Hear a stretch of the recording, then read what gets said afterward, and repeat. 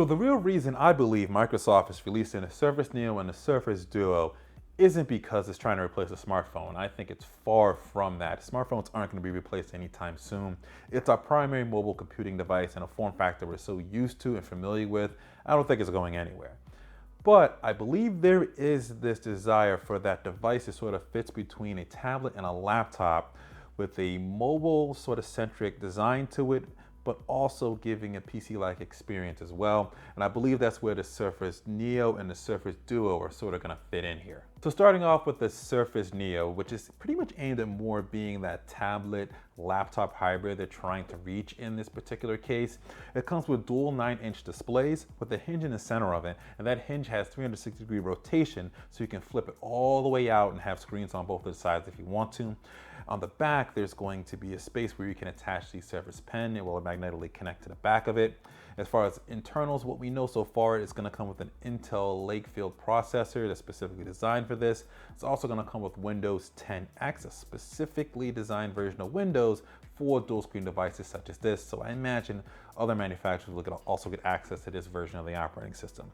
There's also a flip-up keyboard that you can attach to it. That'll flip and attach to the second half of the screen right at the bottom, and when you attach it right there, it's actually going to bring up some shortcuts and little emoticons and different little things right above the keyboard right there.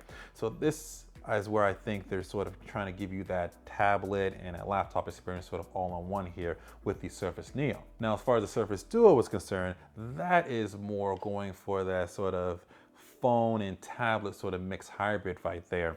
This is going to come with dual 5.6-inch displays. It's going to have that same hinge that's going to allow you to flip the phone 360 degrees.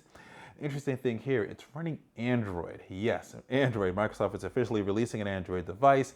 It's going to have basically the best of Google and the best of Microsoft because they're doing a partnership with Google to make sure that this device works really, really well. Looks like it has sort of a nice Microsoft skin on top of whatever version of Android this will be inside of it here, which is nice.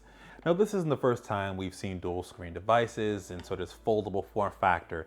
We've obviously seen the Galaxy Fold this year, the Huawei Mate X as well, two devices sort of aiming for that market with going with foldable displays.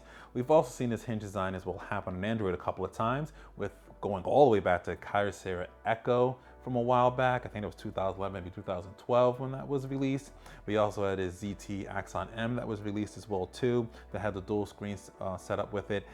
And while they came out, there's very little fanfare after sort of the initial wow factor with them, because really the software and everything wasn't really there for those at the time.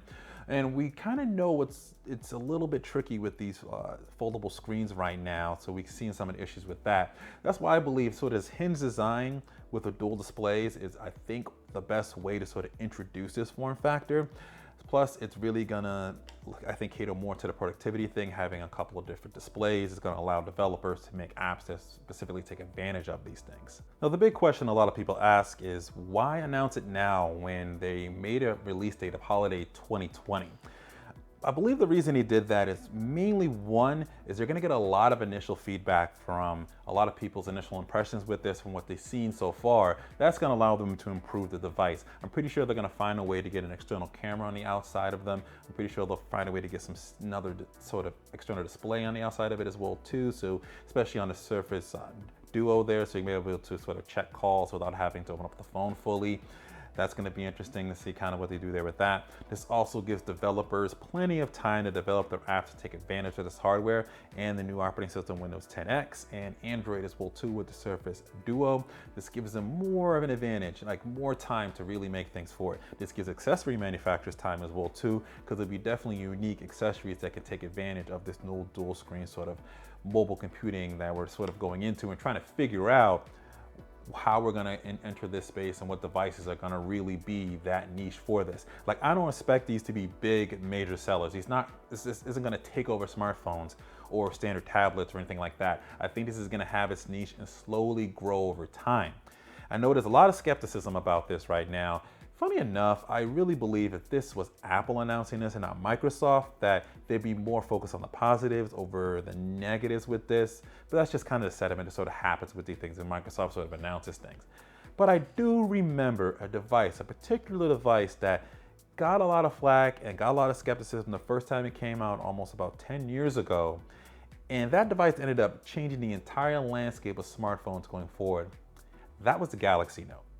So there's a good possibility the Surface Neo and Duo could really be that game changer coming up in the near future.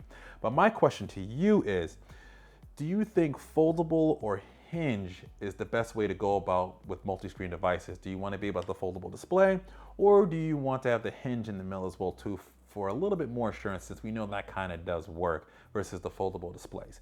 Post your comments below, let me know what you guys think, and as always, live your tech world in high definition. Thanks for watching.